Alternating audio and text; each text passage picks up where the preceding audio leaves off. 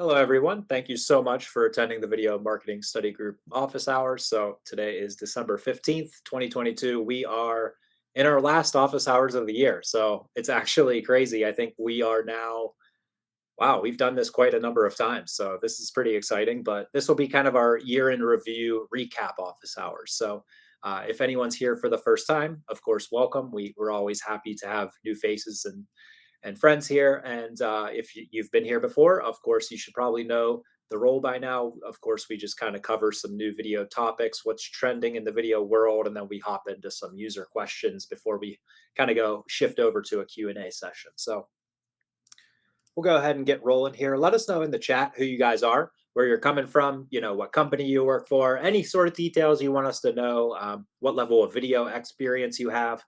And, we're very happy to, of course, continue conversation if you want to have that. So we'll do introductions. My name's Aaron Oberdick. I'm the video marketing manager at Nextiny Marketing.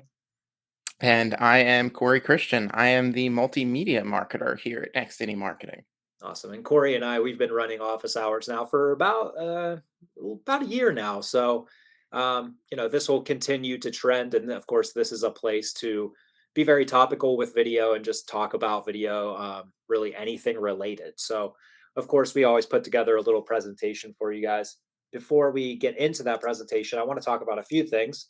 Um, you guys are probably familiar with the HubSpot Video Marketing Study Group, but I do want to talk about it because this is a great opportunity to go to this forum and understand if you have any video questions related to marketing, strategy, pre production, whatever it may be. You can join this group, you can ask the questions, and Corey and I manage it as well as some other HubSpot people. And so you'll get a response if you ask a question in there. And of course, you see 1,161 members currently. So there are over 1,000 people that are also contributing here. So you can have conversation with other users or Corey and I, as well as some other HubSpot people. So definitely join that group. It's very beneficial if you have anything video related to ask. And then the second thing I want to talk about is going to be bootcamp for video marketing, sales, and service. This is going to be a quarterly project where Corey and I we run these 6-week courses, and we really cover everything video related in the marketing world. So if you are brand new to video and you really want to start understanding how to implement it into your marketing strategy, we're here to help you understand, initially why video, then video marketing concepts, and then we go into pre-production, production, and post-production. And then after we get all that wrapped up, we talk about the promotion and the analysis of videos and how we go back and look at certain metrics to understand how we can improve those videos. So it's a week by week basis where it's a lot of educational content, but it is free of charge. So if this is something you definitely are interested in, we highly recommend you signing up. And I think we have a registration link as well that we'll share in the chat. So make sure you just head over to that page and you can register for the next boot camp if that sounds interesting to you. One little caveat with that, there is weekly assignments. So you will be recording videos on a week by week basis. And the whole intention is to get you comfortable with video, small video edits to really jump into the loop. So, there is a little bit of workload. And so we always ask, we understand people have full time jobs during this situation, but just understand that there is a little bit of work to do if you're going to join this boot camp. So just keep that in mind. All right, so we'll hop over to the agenda today. What we're going to talk about, first and foremost, there's new products. We always talk about new products. Feels like DJI always has a new product to talk about every month. So we'll talk about their new drone. Then we'll talk about some just video software updates that are really interesting between Descript and Wistia. And then we'll go into a year in review. We're going to talk about the best products we've used. And really, we're going to hone in on camera and audio gear. Really just want to talk about two things that we've really used and really enjoy that really we just upgraded our gear, so we're finding it very valuable. And then, of course, last we'll touch on two questions from the study group, and then we'll hop over to a Q&A. So if you guys have any questions related, of course, you can put those into the chat. Let us know immediately, and we'll touch that at the end if it's not related to that content. If it is related to the content, we'll just jump right into that question. All right, here we go. New video products and news. So, like I said, the first thing we talk about new product launches, and like a DJI, they release something all the time. So the Mini 3 is their new drone. I believe it was released just last week. And if you're not familiar with drones, You'll be really confused if you go to the DJI product page because they have the DJI Mini, the DJI Mini Pro, the DJI Air, the DJI Air S, the Mavic and the Mavic Pro and the Mavic Classic. So you're gonna go and No shortage of them. you're going to feel very overwhelmed. But understand that if you're looking to get into the drone world, this is going to be the drone to target for sure. It does 4K HDR recording up to 30 frames. And of course, you can do 2.7K at 60 frames. So if you're looking for a drone that does, one step better than 1080, this is going to accomplish that. It's got a 24 millimeter lens on it with a f1.7, so you can open up that aperture nice and big and capture a lot of light inside. It's got some obstacle avoidance on the front there, so if you're kind of flying towards an object, it will stop before it runs directly into it. Up to 51 minutes of flight time. So, Corey, I'm sure that you're starting to be like, all right, where is the end to this? Like, when Corey and I flew drones, I want to say, what, 6, 7 years ago when they Yeah. first came out, we flew it for like 14 minutes, and that was the most exhilarating thing in the world. About Now, 10 minutes of it, you were looking for GPS and trying to, like, find satellites and move around and all that yeah, too. they were very technically difficult, but now they are super easy to operate, and they operate for 51 minutes in the air. So that's really exciting. Um, if you're really into social media, right, this is the perfect drone because it can change the lens from a horizontal to a vertical manner, and you can capture all of your vertical shooting, and then of course share that with social media on smartphones, etc. And then it's got some smart features. A lot of the DJI drones have this, but I do like to talk about it because they're fully integrated and you just click one button and it does this feature, right? So, circle, you can just click, let's say yourself, click circle, and boom, it does an instant 360 orbit around you. You can do a helix, of course, that's a little bit different. It kind of bounces a little bit further out. And then boomerang is really interesting too. It'll start real close up and it'll kind of go in this big whippy U shape around you, so it's almost like a boomerang effect. So they got all of these different features. That's just a few of them. They have dozens of them. So I highly encourage anyone, if they're really looking at drones, they're interested in kind of taking that step into the drone world.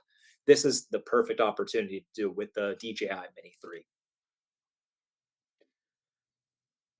All right, and then just talking on some software updates, we did get a Wistia and Descript integration. So if you guys have been to office hours before, our love for Descript. We talk about it all the time. It's one of our favorite entry level editing platforms.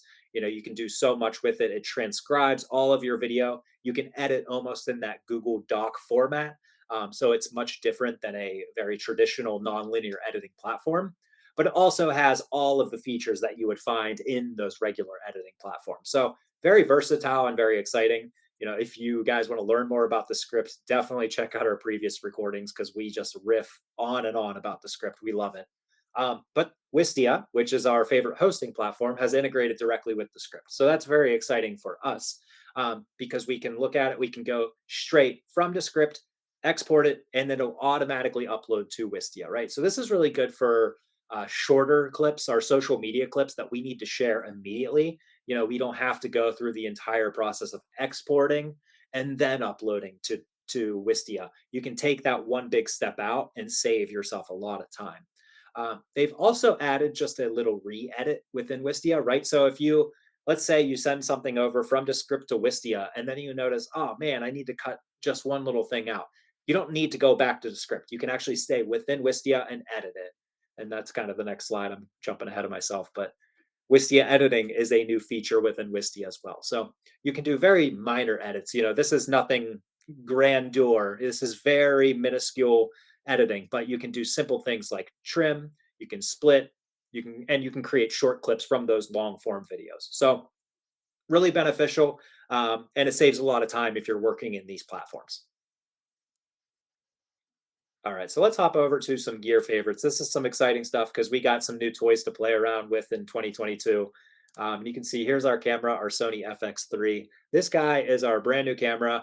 We were really excited, especially after taking it out in the field and using it. So I'm going to hand it over to Corey and just kind of let him riff a little bit on why we really like the FX3. Sure, cool. Yeah, so this is it's not exactly a brand new camera, but it is a newer release from Sony.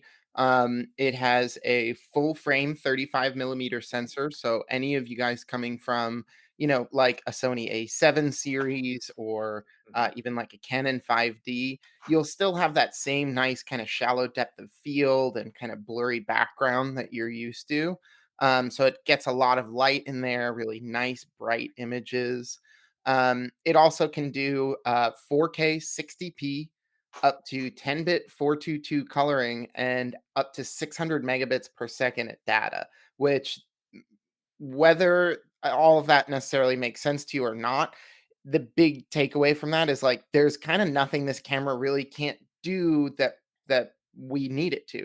Like we Right. have all the features there that we really need. It can also output raw if you need that kind of capability as well. So it's super super full featured. It can do literally anything we need in terms of file quality, which is great for us.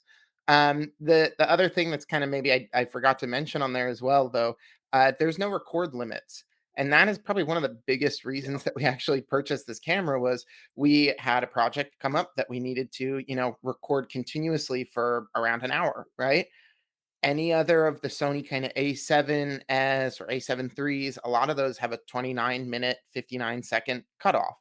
So at that time, you'll have to hit the record button again, and you may lose a little bit of footage. And, a lot of people will overcome that by having multiple cameras, multiple angles, which we do as well. But we really wanted one camera that, we can press record on, and we know that it can sit there for 1, 2, 3 hours and Mhm. continuously keep recording as long as we have media space. And this camera, the last note on there, speaking of media space, it has 4 card slots, two CFast Express Type A's, and two SD card slots.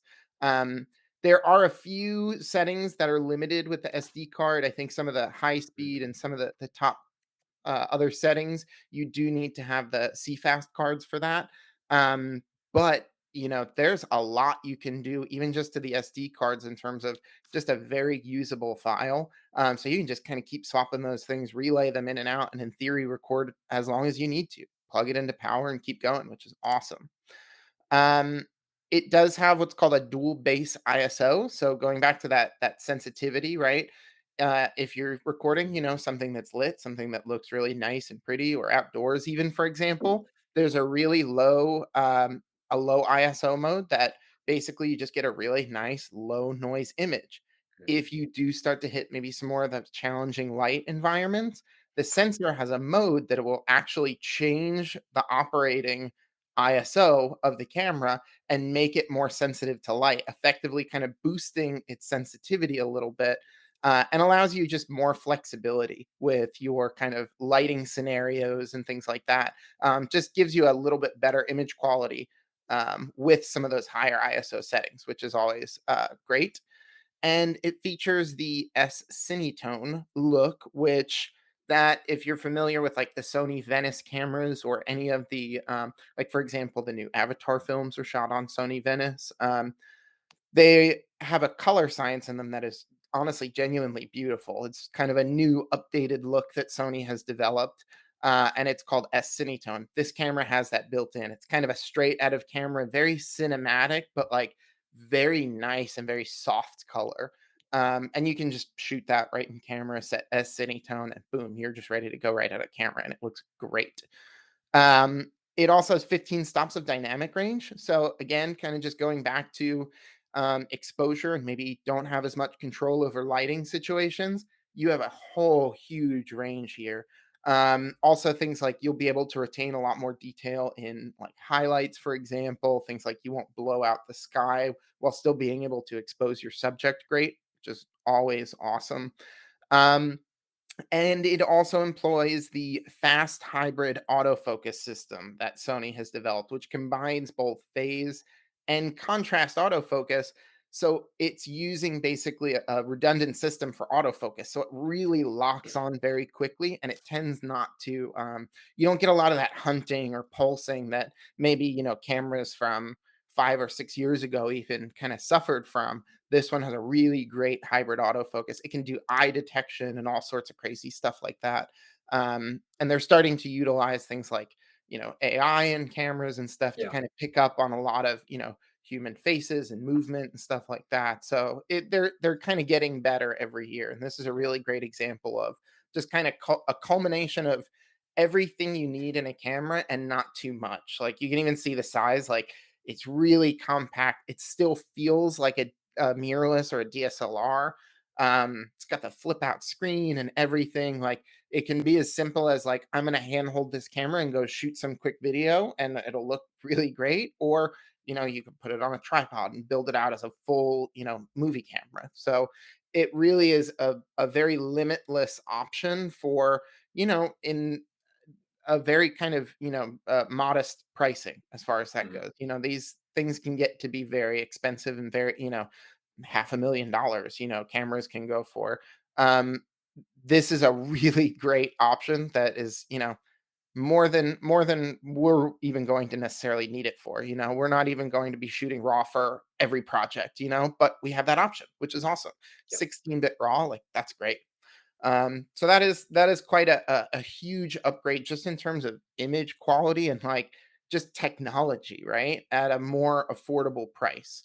So whether or not you necessarily need all of the features as well, it's great to kind of grow into things and Yeah. and have the options as time moves. Like I said, that recording limit was the selling feature for us though. Like that was huge. Yeah, absolutely. And just talking about that recording feature, right? There's another thing is the recording limitations on those mirrorless cameras that stop at 29 minutes and 59 seconds. A lot of times those cameras will also overheat while Oh recording, yeah, right? And so another selling point to the FX3 was it has a built-in fan to it. And so it's going to keep itself a lot cooler than your standard mirrorless cameras on the market. So that's just, another one of the several features that this camera has. And we have a question actually later in the presentation that really caters kind of to what everything you just said. So we'll keep all of that in mind when we're touching on that a little bit later. But sure. I'll slide over to the next slide here, the DJI mic. Do you want to go ahead and just kind of riff on that one a little bit and why we really fell in love with this product? Of course. Yeah. Yeah, I mean, it's easy to fall in love with. It seems like DJI is, they make drones. They now own Hasselblad, so they do really good cameras and stuff. You hear audio and you're like, I've never heard of an audio product necessarily from DJI. Drones aren't really known for having good audio because of, rotors and stuff, right? Um Boy, is this thing really seriously impressive. What they have leveraged is they've leveraged their capabilities with wireless technology. So, this is a two-channel encrypted wireless audio system. You have about 820-foot distance between the transmitters and receivers that you can go. So, it's got a pretty decent distance to it that's available as well. And kind of a little bit further down there, it's not on a 2.4 gigahertz band, so you avoid a lot of wireless issues. You're not going to worry about other people with lavalier mics around you. You're not going to worry about radio or television stations in the area or clearing any kind of FCC things. It's on its own dedicated encrypted system. So you don't have to worry about all that other kind of stuff that comes with usually owning wireless microphones. So that in itself is like, that's great. And then you hear the quality out of it. The actual clips that came out of it, not even connecting a microphone to it, because it does have each of the transmitters have a mic input. So you can run, a wireless mic and just use that little pack as basically a recorder. Not even super necessary because it just the actual omnidirectional mics on the capsules sounded great.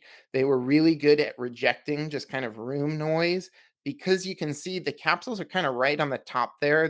They're flush with the system, so you don't get that like rubbing sensation or hear that like cloth movement or anything on mics that often happens with lav mics. So it's really clean and just really full body audio that you get out of it. It's a 48 kilohertz, 24-bit mono wave file. So, I mean, that is literally it's just audio files. Wave files are not like an MP3 file where it's been sampled. It's just an audio wave, which is great. Um, it does have a 3.5 millimeter headphone output right there on the receiver. So you can just plug your pair of headphones in and you can monitor audio directly from the system. So you can hear what everything sounds like.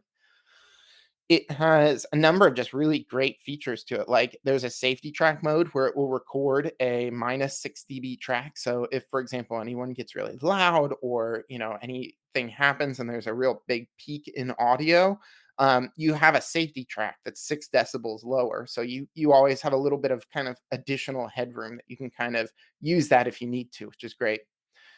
Features 8 gigs of internal storage, which will hold 14 hours of audio.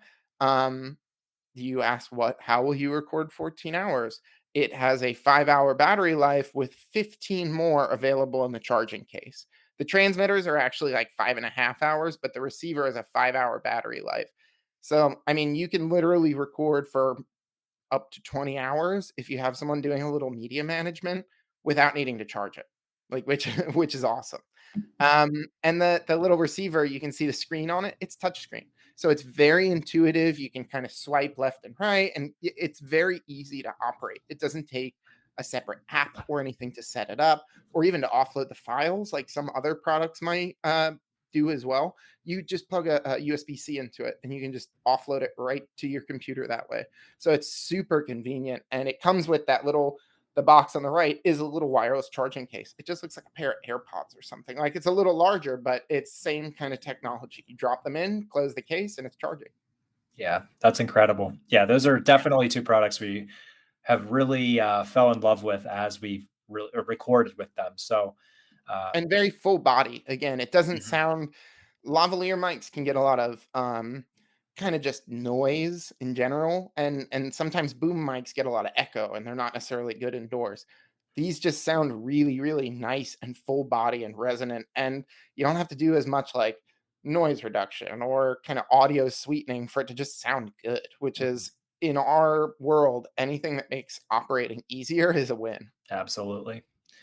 All right. Well, covering those products, we're going to switch gears to the questions that we always have from study group. So, first question I did want to cover because it didn't get touched on in the study group is how do I make a video private on YouTube so I can share with a specific audience? And this is really popular when you have lists or certain contacts that you want to share a certain video with, right? But you don't want to make it public for everyone to view. So, uh, in the YouTube settings, there are a few different publishing types, right? You can make it public, you can make it private, you can make it unlisted. So it kind of depends exactly what you want to do with it. If you're okay with the outside public, maybe kind of stumbling upon it, you can do an unlist where you send the link out and anyone with that link can view the video. Um, but they won't ever see it like recommended on the right hand sidebar. Or in search box or anything. Or in the search box. You can't search for it. So you're not really going to find it unless you have that specific URL. Um, and then private, that's kind of an additional layer of security, right? Even with the URL, it's going to be, I think it's password protected. And so you can't access that video unless you have like a code or the password to actually view it. So it's kind of dependent on exactly what you want to do. But you do have a few options with all of the hosting platforms. You can typically make a video completely public. And that's when you just go to someone's channel and you see all their videos, they're all public. And then, of course, like we just talked about, unlisted and private, you have those options. So just wanted to touch base on that very quickly. And then the second question we had was, why do I see cameras that record in 4K resolution range in price so much? And I think Corey touched on it very well when he talked about the FX3. If you're in here and you are very surface level on video cameras, you probably heard all that information was like, whoa, that was a lot of jumbo, and I don't really understand it all. But that's the entire difference of the 4K resolution in these cameras. The FX3, we're talking about a camera that's a couple $1,000s versus a GoPro that for a couple $100 or a phone. Everything can shoot 4K resolution, but the biggest difference is your dynamic range, your color spacing. There's so many things that are additional to just resolution. So you can do 4K resolution, but if it's a really small sensor and your lighting conditions are really poor, it's going to be very poor 4K footage versus a larger sensor, more light opportunity coming in. You have it nicely lit and perfected. You're going to get a really nice, crisp image. So, of course, a lot of cameras range and there's so many more features. But, don't be fooled by, oh, this camera does 4K resolution because that is definitely not the end all be all. There's so much more built into cameras that really affect the image quality that aren't just resolution. Yeah, 4K is quite a bit of a it's a marketing word, honestly, right? Mhm. Like it's what sells things to people. I have literally seen sound bars marketed with 4K audio. How you have 4,000 pixels in your audio, I have no idea. But it's a very selling feature. People Yep. hear it now and they're like, "Ooh, it's got 4K," or "Ooh, it has," you know, it, a lot of times maybe 1080 is all you need, maybe even 720p is all you need if they're just for videos on your website or something like that and you're trying to keep bandwidth down, right? There's n- n- n- a whole lot more than just resolution that goes into it.